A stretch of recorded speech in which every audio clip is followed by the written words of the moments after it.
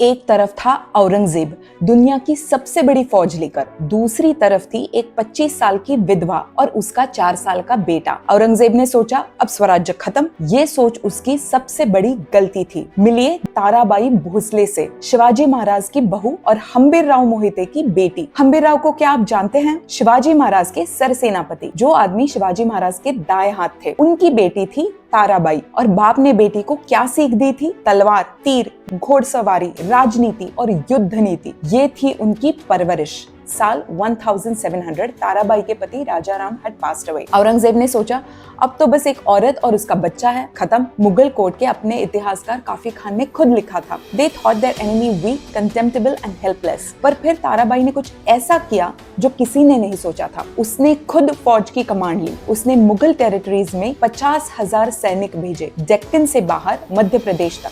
1702 में उनकी सेना तेलंगाना, बेरार, खानदेश तक पहुंची। उसने एक के बाद एक फोर्ट्स विजिट किए, खुद सैनिकों का हौसला बढ़ाने। उससे औरंगजेब भी नहीं जीत पाया था।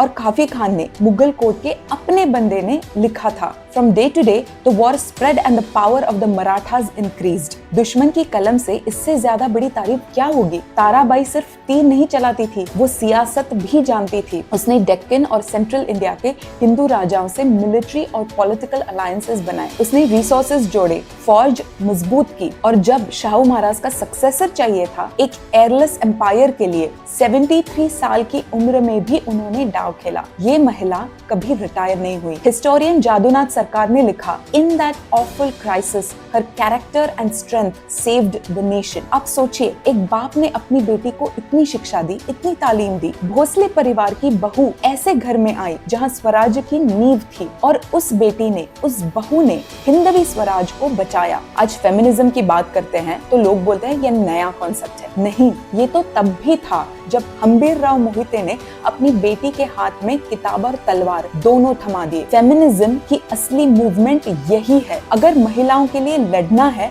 तो ऐसे लड़ो, ऐसी बेटियां पैदा करो, ऐसी बेटियां बनो और ऐसी बहुओं को सपोर्ट दो कि एक हिंदवी स्वराज जैसे एम्पायर को, धर्म को बचाने की, उसके लिए लड़ने की और उसे चलाने की जो ताकत रखे, जो सिर्फ अपने लिए नहीं सोचती, जो एक बड़े कॉज के लिए खुद खड़ी होती है और जिसका कैरेक्टर ऐसा स्ट्रॉन्ग हो।